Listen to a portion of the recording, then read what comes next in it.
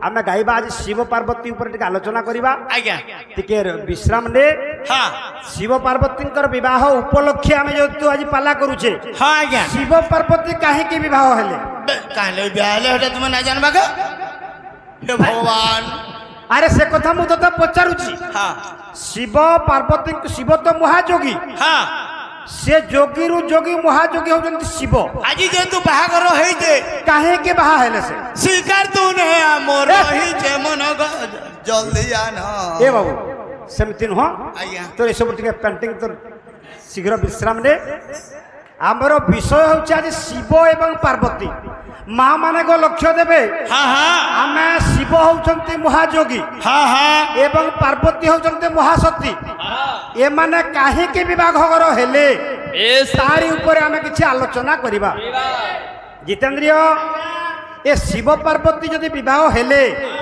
से जोगी एवं ए होउछंती सती काहे के बाहा हेले तू जानी छु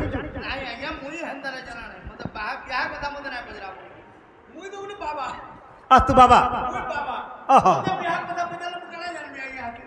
अच्छा अच्छा आमर मूल लक्ष्य होची पंडित मंडली मौसी मान लक्ष्य देवे शिव एवं पार्वती पूर्व जन्म पार्वती थिले सती जे कि आज पार्वती रूप विवाह घर होउछंती जदि सती थिले से विवाह घर हबार मूल कारण होची कोन ना गोटे आमे तीनोटी कथा ऊपर समस्त ध्यान दे तीनोटी कथा कौन कौन ना गोटे होती हिरो हिरोइन एवं भिलियन प्रत्येक चरित्र को देखिले आपण माने जो भिलियन नथिबो से चरित्र हबो नाही एथिरे शिव पार्वती विवाह भिलियन हला किए प्रथम ताको देखिबा भिलियन होउछंती जणे एवं शिव होउछंती हिरो एवं पार्वती होउछंती हिरोइन प्रत्येक संपर्क प्रत्येक नाटक को जदि आमे देखिबा जदि भिलियन हला किए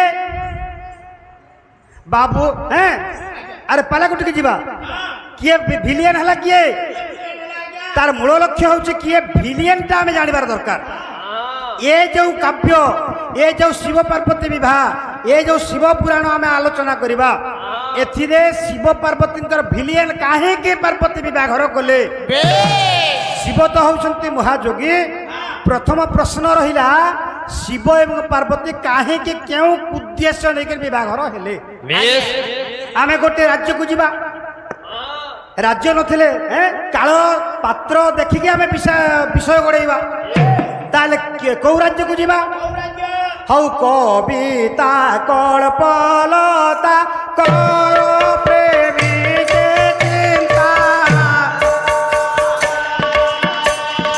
कल्प पाद फल सुने तो देशे जानो से बोजांगरा डोला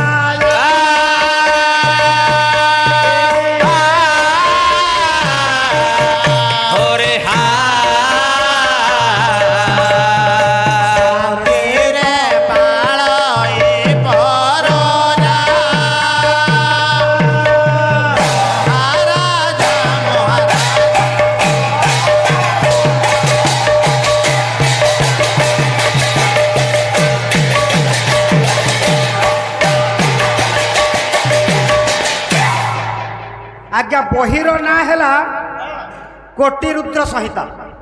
कोटि रुद्र संहिता रे कहिले कवि जे गोटे राज्य थिला शोणित नामक गोटे राज्य थिला। ସେ ଶୋଣିତ ରାଜ୍ୟର ଅଧୀଶ୍ୱର ଥିଲେ ବଜ୍ରାଙ୍ଗ ନାମକ ଜଣେ ରାଜା ଥିଲେ। ଆଚ୍ଛା ଆଚ୍ଛା ବଜ୍ରାଙ୍ଗ ରାଜା ଯେତେବେଳେ ରାଜୁତି କରିଥିବା ସମୟରେ ଆଚ୍ଛା ତାଙ୍କର ଗୋଟିଏ ପୁଅ ଜନ୍ମ ହେଲା। ଏ ରାଜାଟି ହେଉଛନ୍ତି ଅସୁର ପ୍ରକୃତିର ଲୋକ। ହଁ ହଁ ବଜ୍ରାଙ୍ଗ ରାଜାଙ୍କର ପ୍ରକୃତି ହେଉଛି ଅସୁର ପ୍ରକୃତି। ଆଚ୍ଛା ଆମେ ଅସୁର କାହାକୁ କହିବା କାହାକୁ ଆଉ ସୁର କାହାକୁ କହିବା? ବେବେ ଆମେ ମନୁଷ୍ୟମାନେ ଯେତେବେଳେ ଜନ୍ମ ନେଇଛେ, ଯେତେବେଳେ ଭଗବାନ ସୃଷ୍ଟି ସିର୍ଜନା କଲେ, ଦାନବ ମାନବ ଏବଂ ଅସୁରକୁ ଜନ୍ମ ଦେଲେ। ବେବେ କଶ୍ୟପ ଋଷିଙ୍କ ଠାରୁ ସମସ୍ତେ ଜନ୍ମ ହେଲେ। ହଁ ଯେଉଁମାନଙ୍କର ଭଦ୍ର ଆଚରଣ ହେଲା ସେମାନେ ହେଲେ ସୁର ବା ଦେବତା। ଯେଉଁମାନଙ୍କର ଅଭଦ୍ର ଆଚରଣ ହେଲା ସେମାନେ ହେଉଛନ୍ତି ଅସୁର। ଆଉ ଯେଉଁମାନେ ମାନିକି ଆମେ ଚଳିଲେ ଆମେ ହେଲା ମାନବ। କିଛି ଭିନ୍ନ ଭିନ୍ନ ନାହିଁ। ମନୁଷ୍ୟ ଭଳିଆ ସବୁ ଜିନିଷ ଠିକ ରହିବ। ଆଜ୍ଞା ଯାହାର ପ୍ରକୃତି ରହିବ ଖରାପ ପ୍ରକୃତି, ତାହାକୁ କହିବା ଆମେ ଅସୁର। ଆଚ୍ଛା ଆଚ୍ଛା ଯାହାର ପ୍ରକୃତି ଭଲ ପ୍ରକୃତି ରହିବ, ତାହାକୁ କହିବା ସୁର ବା ଦେବତା। ଆଚ୍ଛା ଯେଉଁମାନେ ମାନିକି ନୀତି ନିୟମ ଚଳିବେ ସେମାନେ ହେଲେ ମାନବ। ମାନବ ଏ ଯେତେବେଳେ ବଜ୍ରାଙ୍ଗ ରାଜା ଆଜ୍ଞା ରାଜୁତି କରୁଥିଲା ସମୟରେ ହଁ ତାଙ୍କର ଗୋଟିଏ ପୁଅ ଜନ୍ମ ହେଲା। ସେ ପୁଅର ନାଁ ଦେଲେ ଯେତେବେଳେ ତାରକାସୁର। ଆଜ୍ଞା ତାରକାସୁର ବଢିବାକୁ ଲାଗିଲା।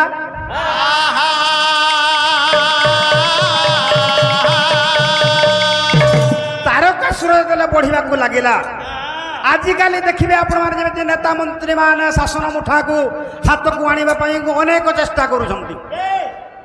ଏ ରାଜଗାଦିକୁ ଆଣିବା, ହାତ ମୁଠାକୁ ଆଣିବା ପାଇଁ କି ବହୁତ ଭୋଜି ବସ୍ତା ଦଉଛନ୍ତି, ବହୁତ ଟଙ୍କା ଖର୍ଚ୍ଚ କରୁଛନ୍ତି। ସେମିତିକି ଯେତେବେଳେ ତାରକାସୁର ଜନ୍ମ ହେଇକି ବଢିବାରେ ଲାଗିଲା, ଆଚ୍ଛା ସେ ଚିନ୍ତା କଲା, ନା ଏ ତିନି ପୁରକୁ ମୁଁ କେମିତି ଜିଣିବି? ଏ ତିନି ପୁର ମୋର ଶାସନ ହାତରେ ରହିବ। ଚିନ୍ତା କରି କଣ କଲା, ହଁ ଶୁକ୍ରାଚାର୍ଯ୍ୟଙ୍କ ଠାରୁ ଶିକ୍ଷା ପାଇ ତାରକାସୁର ଯାଇକି ଘୋର ତପସ୍ୟା ଆଚରଣ କଲା।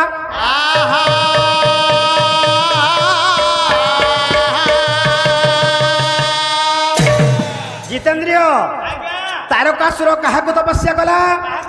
ନା ଯାଇକି ବ୍ରହ୍ମଦେବଙ୍କୁ ତପସ୍ୟା କଲା। ସେ ଚିନ୍ତା କଲା ସତ୍ୟ ଯୁଗରେ ତପରେ ସମସ୍ତେ ବଞ୍ଚୁଥିଲେ, ତପସ୍ୟା କଲେ ସର୍ବସିଦ୍ଧି ହେଉଥିଲା। ଏଣୁ କରି ଅସୁର ଚିନ୍ତା କଲା, ତାରକାସୁର ଚିନ୍ତା କଲା ଏ ଶାସନ ଗାଦିକୁ ଆଣିବା ପାଇଁ କି ଯାଇକି ଘୋର ତପସ୍ୟା ବ୍ରହ୍ମାଙ୍କୁ ଆଚରଣ କଲା।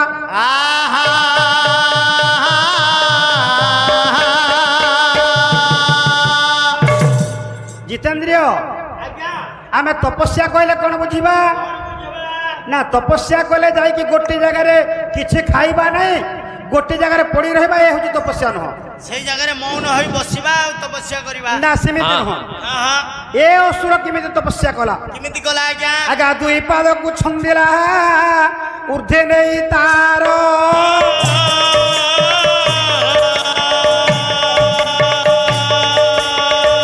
ଦୁଇ ପଟେ ଦୁଇ ଖୁମ୍ବକୁ ପୋତିଲା ସତ୍ୱର, ଦୁଇ ପଟେ ଦୁଇଟି ଖୁମ୍ବ ନିର୍ମାଣ କଲା। ଆଚ୍ଛା ମଝିରେ ଗୋଟିଏ କଣ ଦେଲା, ଖମ୍ବରୁ ସେ ଖୁମ୍ବକୁ ଗୋଟିଏ ବାହି ବାନ୍ଧିଲା, ଯାକୁ ଆମେ ପାଟି ବୋଲି କହୁଛେ ଲୋକୈକ ଭାଷାରେ। ଆଚ୍ଛା ଆଚ୍ଛା ବାନ୍ଧିଲା ଏବଂ ଦୁଇ ଗୁଡ଼କୁ ଉପରେ ଛନ୍ଦିଲା, ତୋଳ ଅଗ୍ନି ଜାଳିଲା ଏବଂ ମାଂସ କାଟିକି ଶରୀରରେ ଅଗ୍ନିରେ ଆହୁତି ଦେଲା ଆହୁତି ଦେଲା। ଏବଂ ଘୋର ତପସ୍ୟା ବ୍ରହ୍ମଦେବଙ୍କୁ କଲା। ଆଚ୍ଛା ଆଚ୍ଛା ଯେତେବେଳେ ଘୋର ତପସ୍ୟା କଲା, ଆଜ୍ଞା ବ୍ରହ୍ମଦେବ ସନ୍ତୁଷ୍ଟ ହେଲେ।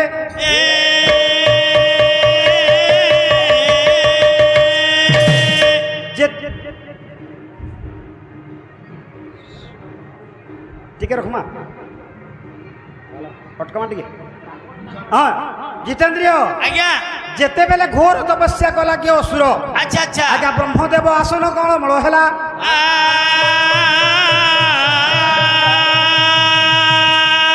ଯେତେବେଳେ ବ୍ରହ୍ମଙ୍କର ଆସନ ଯେତେବେଳେ କମ୍ପି ଉଠିଲା, ବ୍ରହ୍ମଦେବ ଆସିକିରି ତାରକାସୁର ପାଖରେ ଉଭା ହେଲେ। ଆଚ୍ଛା ଆଚ୍ଛା ହେ କହିଲେ, ତାରକାସୁର ପ୍ରଭୁ ମୁଁ ହଉଛି ବ୍ରହ୍ମଦେବ, তো এতে কঠোর তপস্যা করিবার আবশ্যক নাহি। আচ্ছা কেমিতি করিবি কোন করিবি প্রভু মতে কিছু বুদ্ধি দিশু নাহি।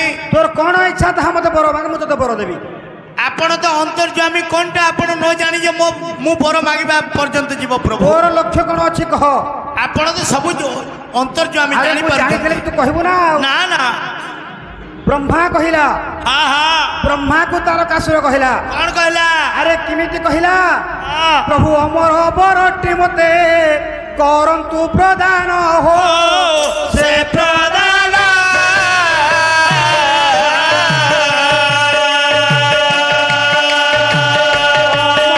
ହୋଇ ଯିବି ଅଳକା ଭୁବନ ସେ ଭୁବନ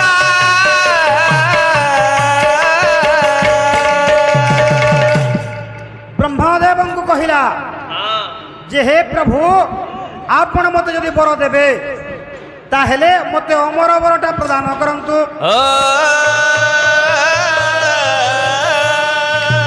ଯେତେବେଳେ ଅମର ବରଟା ମାଗିଲା ଆଚ୍ଛା ବ୍ରହ୍ମଦେବ କହିଲେ ନା ହେଇପାରିବ ନାହିଁ